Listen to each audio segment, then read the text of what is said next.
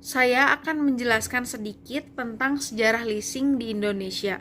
Untuk pertama kalinya, leasing di Indonesia dimulai pada tahun 1974. Namun, perkembangannya di awal ini dapat dibilang tidak baik.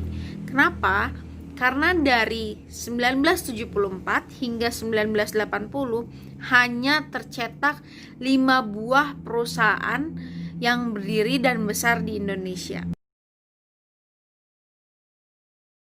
Leasing atau sewa guna usaha merupakan kegiatan pembiayaan dalam bentuk penyediaan barang modal, baik secara sewa guna usaha dengan hak opsi maupun sewa guna usaha tanpa hak opsi, untuk digunakan oleh lesi selama jangka waktu tertentu berdasar pembayaran secara berkala.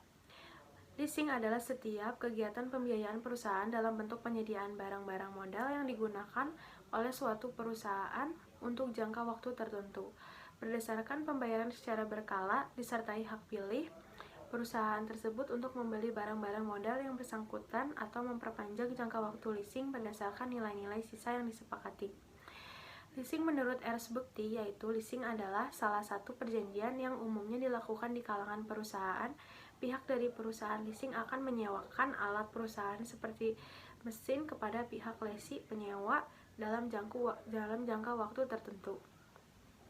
Dasar hukum leasing yaitu Surat Keputusan bersama Menteri Keuangan dan Menteri Industri Republik Indonesia dan Menteri Perdagangan dengan nomor 122 garis miring MK garis miring 2 garis miring 1974 dengan nomor 32 garis miring M garis miring SK garis miring 1974 dan nomor 30 garis miring KPB garis miring I garis miring 1974 tanggal 7 Februari tentang perizinan usaha leasing, dan Keputusan Menteri Keuangan nomor 1169 garis miring KMK titik 01 garis miring 1991 21 November 1991 tentang kegiatan sewa guna usaha.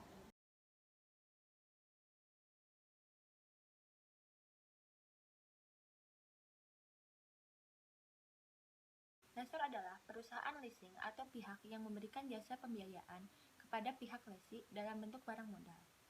Lessor dalam financial lease bertujuan untuk mendapatkan kembali biaya yang telah dikeluarkan untuk membiayai penyediaan barang modal dengan mendapatkan keuntungan.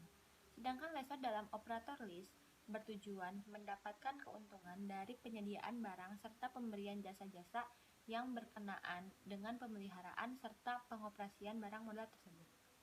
Yang kedua, lesi. Lesi adalah perusahaan atau pihak yang memperoleh pembiayaan dalam bentuk barang modal dari lessor. Lesi dalam financial lease bertujuan mendapatkan pembiayaan berupa barang atau peralatan dengan cara pembayaran angsuran atau secara berkala. Pada akhir kontrak leasing, lesi memiliki hak opsi atas barang tersebut. Maksudnya, pihak lesi memiliki hak untuk membeli barang tersebut berdasarkan nilai sisa. Dalam operating lease, lesi dapat memenuhi kebutuhan peralatannya di samping tenaga operator dan perawatan alat tersebut tanpa resiko bagi lesi terhadap kerusakan. Yang ketiga, supplier. Supplier adalah perusahaan atau pihak yang mengadakan atau menyediakan barang untuk dijual kepada lesi dengan pembayaran secara tunai oleh lessor. Dalam mekanisme financial lease, supplier langsung menyerahkan barang kepada lesi tanpa melalui pihak lessor sebagai pihak yang memberikan pembiayaan. Sebaliknya, dalam operating lease, supplier menjual barangnya langsung kepada lessor dengan pembayaran yang sesuai dengan kesepakatan kedua belah pihak, yaitu secara tunai atau berkala. Yang terakhir, bank atau kreditor. Dalam suatu perjanjian atau kontrak leasing, pihak bank atau kreditor tidak terlibat secara langsung dalam kontrak leasing. Namun, pihak bank memegang peranan dalam hal penyediaan dana kepada lessor terutama dalam mekanisme leverage lease, di mana sumber dana pembiayaan lessor diperoleh melalui kredit bank. Pihak supplier dalam hal ini tidak tertutup kemungkinan menerima kredit dari bank untuk memperoleh barang-barang yang nantinya akan dijual sebagai objek leasing kepada lesi atau lessor.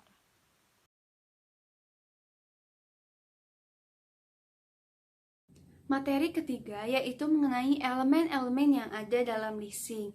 Yang pertama yaitu pembiayaan perusahaan.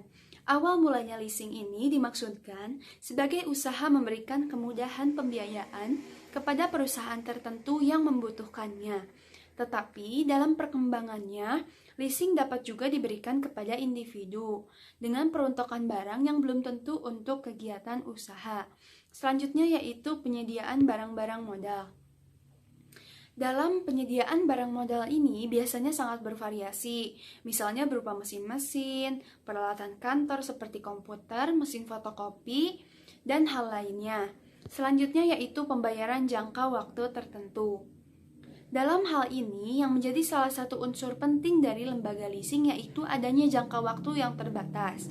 Biasanya, dalam kontrak leasing, ditentukan untuk berapa tahun leasing tersebut dilakukan. Selanjutnya, setelah jangka waktu tersebut telah berakhir atau telah habis, maka ditentukan pula bagaimana status kepemilikan barang tersebut.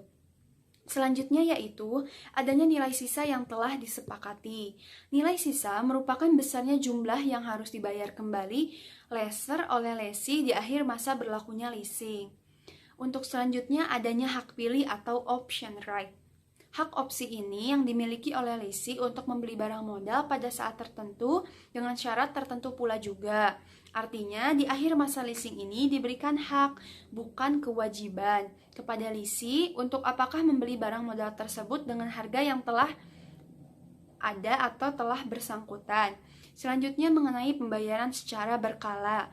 Besar dan lamanya angsuran sesuai dengan angsuran pembayaran ini, maka leasing mirip dengan suatu kredit bank dengan barang itu sendiri sebagai anggunannya.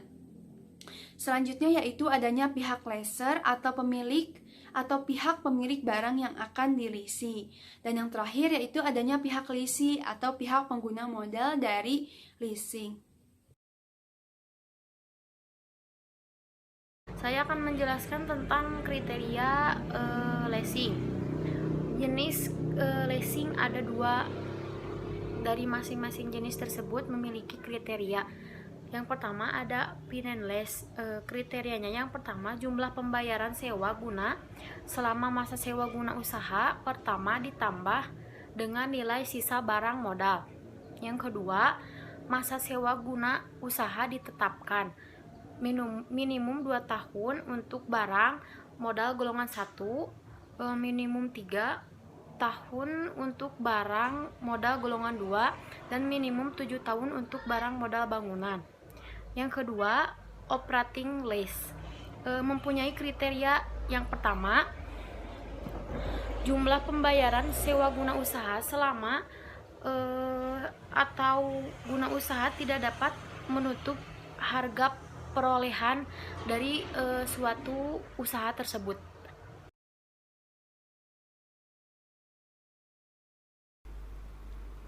Beberapa keuntungan dan manfaat menggunakan leasing. Yang pertama, unsur fleksibilitas.